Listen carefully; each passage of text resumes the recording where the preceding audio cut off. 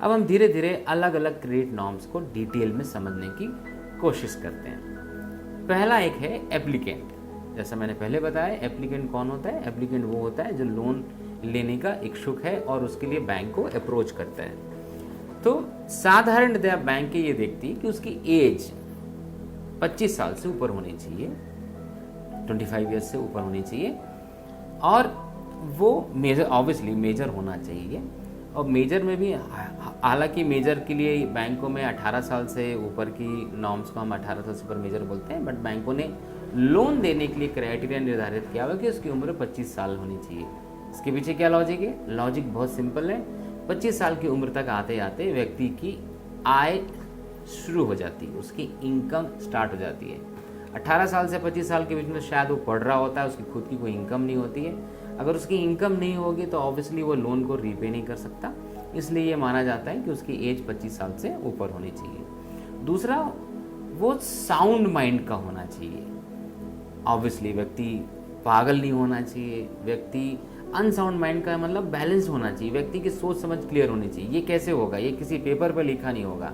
तो जिस तरह से हमने पहले डिस्कशन किया है, हम दो चीज़ें चेक करते हैं, एबिलिटी टू रीपे और इंटेंशन टू रीपे। तो साउंड माइंड का है कि नहीं, ये हम उसके ऑब्जर्वेशन से या आसपास के लोगों से पूछताछ करके समझ सकते हैं। तो इस तरह से हम उस चीज़ों को आइडेंटिफाई कर सकते हैं कि इस व्यक्ति को लोन देना चाहिए या नहीं देना चाहिए। तो क्रेडिट नॉर्म्स को फॉलो हो रहा है या नहीं हो रहा, इन सब चीज़ों से हम उसको ऑब्जर्व कर सकते हैं। दूसरा, ये माना जाता है कि जिस व्यक्ति को लोन दे रहे हैं वो उस फैमिली का मेन अर्निंग मेंबर होना चाहिए। मैं फिर बता रहा हूँ, ये अलग अलग बैंकों के अलग अलग नॉर्म्स हो सकते हैं। हो सकता है आप किसी बैंक में जाएं, वहाँ पे इस नॉर्म्स को नहीं माना जाता हो। अगर वो व्यक्ति किसी मेन अर्निंग मेंबर नहीं हो तो भी लोन मिल सकता है।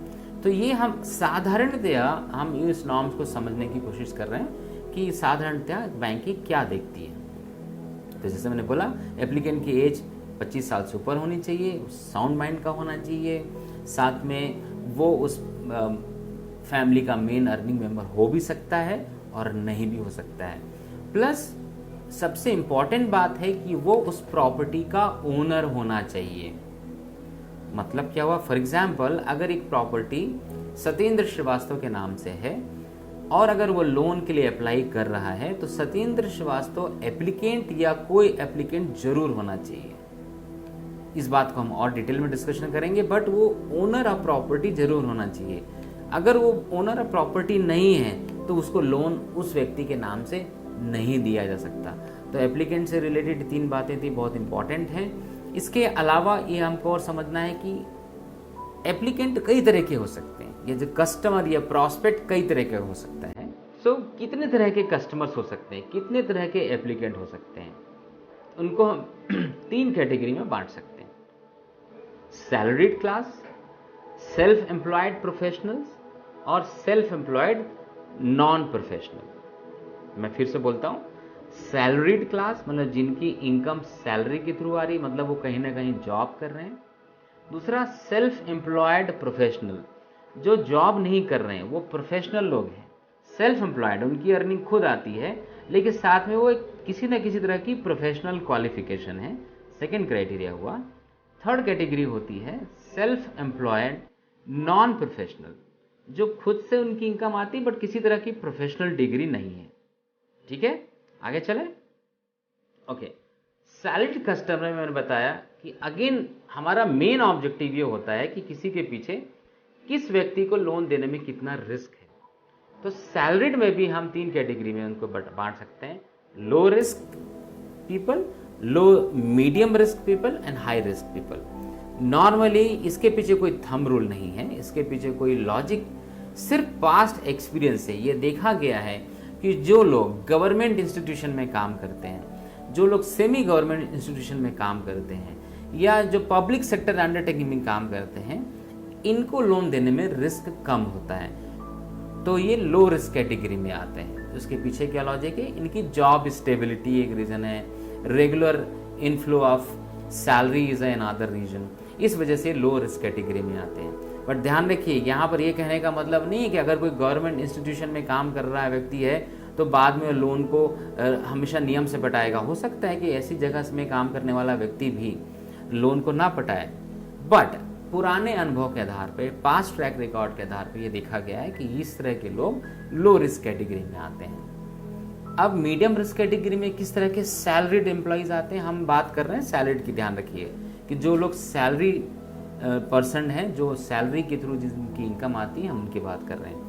जो लोग प्राइवेट सेक्टर में काम करते हैं, जैसे मल्टीनेशनल कंपनीज हो गई, या लिमिटेड कंपनीज हो गई, या प्राइवेट लिमिटेड कंपनीज हो गई, या पब्लिक लिमिटेड कंपनी हो गई, इस तरह के, लेकिन है प्राइवेट सेक्टर, प्राइवेट जिस those not belongs to some government organisation, ऐसे लोग मीडियम रिस्क में आते हैं, क्योंकि इनकी जॉब की थोड़ी अनसर्टेनिटी होती है। हो सकता है आज उनकी जॉब है, कल नहीं है, लेकिन they are better than the some other people those are working in a proprietorship firm, so ये मीडियम रिस्क में आते हैं। लेकिन ऐसे लोग जो किसी पार्टनरशिप फर्म में काम कर रहे हैं, या प्रोप्राइटरशिप फर्म में काम कर रहे हैं, या डेली वेजेस में कहीं काम कर रहे हैं, या they are not having a confirm job, so such kind of peoples come under high risk.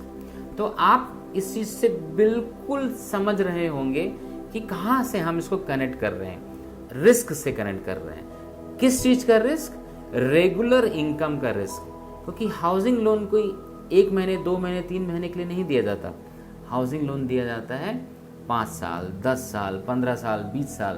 तो बैंकों को ये इंश्योर करने की ज़रूरत होती है कि जिस व्यक्ति को लोन दिया जा रहा है, क्या वो नियमित रूप से अगले 15, 20, 25 साल तक बैंकों की किस्तें पटा पाएगा। इसी को असर्टेन करने के लिए इस तरह से डिटेल्ड कैटेगराइजेशन किया जाता है, और this is a job of credit officer to understand it properly, कि लोन देने से पहले ये समझा जाए कि व्यक्ति की इनकम का, रेगुलर इनकम की क्या सर्टेनिटी है, क्या प्रोबेबिलिटी है कि वो नियम से लोन आपको पटाते जाएगा। सो ये हमने बात करी आपकी different types of salaried class people. तो इस वीडियो को हम यहीं रोकते हैं, और अगले सीरीज ऑफ वीडियो में हम सेल्फ एम्प्लॉयड प्रोफेशनल्स और सेल्फ एम्प्लॉयड नॉन प्रोफेशनल्स के बारे में कुछ और चर्चा करेंगे, और कुछ और क्रेडिट नॉर्म्स की बात करेंगे। हम बात कर रहे हैं क्रेडिट नॉर्म्स की।